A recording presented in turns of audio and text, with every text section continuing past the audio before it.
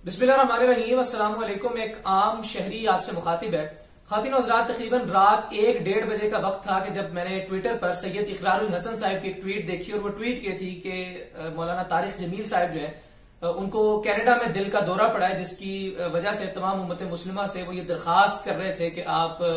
मौलाना साहब की सेहतयाबी के लिए और मुकम्मल सेहतयाबी के लिए, ईमान वाली लंबी जिंदगी के लिए दुआ करें। और वो ये कह रहे थे कि अल्लाह रब्बुल इज्जत उनका साया तादेर हमारे सरों पर सलामत रखे, इलाही आमीन। अगले दिन सुबह उठ के, चूंकि ज़ाहिर है मेरा जाती तौर पर भी ताल्लुक शहर फैसलाबाद से है और मौलाना तारिक जमील साहब का ताल्लुक भी शहर फैसलाबाद से है, तो मैंने तो ज़ाहिर है उनके मदारिस में, उनके पर्सनल असिस्टेंट से, उनके मकतबा फिक्र के मुख्तलिफ उलमा इकराम से गाहे गाहे मुलाकात रहती है। तो मैंने उनके पर्सनल असिस्टेंट को सुबह उठकर कॉल की और मैंने कहा कि ऐसी एक खबर सुनने में आई है और आई भी इकरार भाई की तरफ से है, तो इसमें क्या कि कितनी सदाकत है, क्या सच्चाई है। उन्होंने बताया कि ये बात वाकईतन दुरुस्त है और फिर मैंने कुछ मजीद इन्फॉर्मेशन हासिल की। वो इन्फॉर्मेशन कुछ ऐसी हैं जो मैं ये समझता हूं कि आपके साथ शेयर की जानी चाहिए और ये जरूरी है कि आप सबके भी इल्म में ये तमाम तर बातें हों। उनसे मैंने ये जाना, अब्दुल्ला भाई से जिस वक्त मैंने कॉल की तो उन्होंने मुझे बताया कि मौलाना साहब को आज से कुछ अर्सा पहले 2010 में भी मेजर हार्ट अटैक आया था और जो उनकी दिल की नाली, मेजर और मेन नाली उनकी जो दिल की उस वक्त ब्लॉक हुई थी, नॉट कंप्लीटली लेकिन बहरहाल तकरीबन वो ब्लॉक हुई थी और 2010 में उनको एक हार्ट अटैक आया था which was actually major heart attack. उसके बाद फिर 2019 में मौलाना साहब को दूसरा और तीसरा यानी बैक वक्त यके बाद दीगरे 2 हार्ट अटैक आए और फिर उसके बाद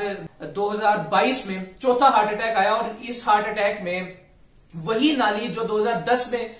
मौलाना साहब के दिल की बंद हुई थी, वही वॉल जो मेजर वॉल उनकी आर्टरी, मेजर आर्टरी जो उनकी 2010 में ब्लॉक हुई थी, वो कंप्लीटली टोरंटो में, कनाडा में उनकी ब्लॉक हुई इस मरतबा। और इस वक्त वो अस्पताल में है, जेर इलाज है और इंतहाई निगहदाश्त में है, अंडर ऑब्जर्वेशन है। 3 दिन के लिए उनको अंडर ऑब्जर्वेशन रखा जाएगा। इलाज उनका हो चुका है अल्हम्दुलिल्लाह और वो खतरे से भी बाहर हैं और अल्हम्दुलिल्लाह बिल्कुल सेहतयाब भी हैं और अपनी फैमिली से इस वक्त वो फोन पर राब्ते में भी हैं। ये भी अब्दुल्ला भाई ने मुझे बताया। ये वाकया हुआ किस वक्त, अगर पाकिस्तानी टाइम के मुताबिक इसको रिपोर्ट किया जाए तो ये तकरीबन 1 बजे का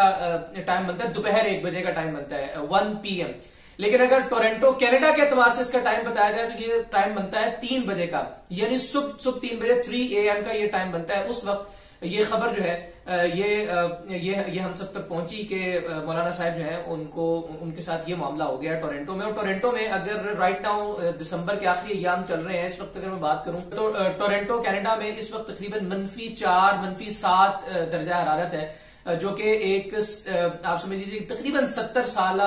बुजुर्ग के लिए, 70 साल शख्सियत के लिए बहुत ज्यादा शदीद मौसम है। लेकिन बहरहाल चूंकि मौलाना साहब हर साल ट्रेवल करते हैं, हर साल इसी मौसम में वो जाते हैं कनाडा भी और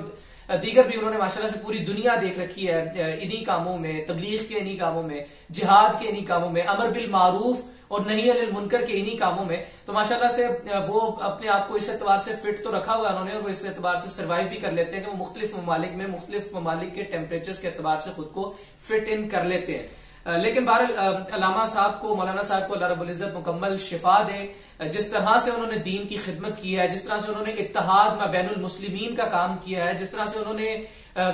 इस्लाम की या शरीयत की एक मनाजरे के अंदर जो उलमा इकराम की जानिब से दानिस्ता या गैर दानिस्ता तौर पर एक शदीद या एक टिपिकल रुझान एक मुनाजरे का आ गया हुआ था, उसके ऊपर काफी हद तक आप समझ लीजिए कि कारी जर्ब लगाई है। निहायती उम्दा, निहायती शुस्ता, निहायती पोलाइट और निहायती खूबसूरत अंदाज से, निहायती खुलूस के अंदाज से, दर्दमंदाना अंदाज से उन्होंने हर शख्स को कायल किया कि बावजूद इसके कि आप एक दूसरे की राय से इख्तलाफ रखते हो, बावजूद इसके कि राय का इख्तलाफ मौजूद हो, इख्तलाफ की वजूहात मौजूद हो, लेकिन आप एक दूसरे से प्यार मोहब्बत से किस तरह से बात कर सकते हैं। और उन्होंने अमली तौर पर भी, मुहावरतन नहीं, गुफ्तार की हद तक नहीं, बल्कि किरदार की हद तक भी उन्होंने ये साबित किया। और उन्होंने मुख्तलिफ मकातब फिक्र के मुख्तलिफ उलमा इकराम से, चाहे ताजियत करने गए हों, चाहे आयादत करने गए हों, उन्होंने मुकम्मल तरीके से इस चीज को बावर करवाया कि किस तरह से राय के इख्तलाफ और संगीन राय के इख्तलाफ के बावजूद भी आप एक दूसरे से मोहब्बत कर सकते हैं, आप एक दूसरे का एहतराम कर सकते हैं, आप एक दूसरे के करीब जा सकते हैं, और किस तरह से बावजूद इसके कि मुख्तलिफ शोबा हाय जिंदगी से ताल्लुक रखने वाले लोगों के दरमियान जहां एक तबके में दूसरे तबके के लिए शदीद नफरत मौजूद है और दूसरे तबके के लिए पहले तबके में शदीद नफरत मौजूद है, मेरी मुराद एक जानिब उलमा इकराम और एक जानिब शोबिज इंडस्ट्री है,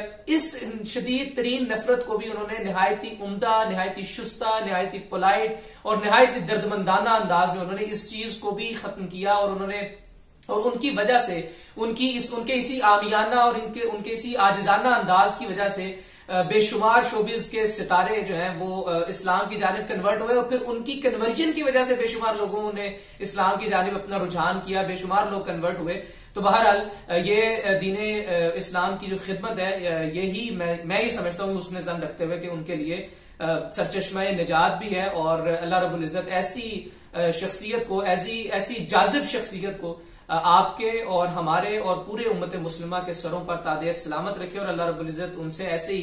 काम लेता रहे।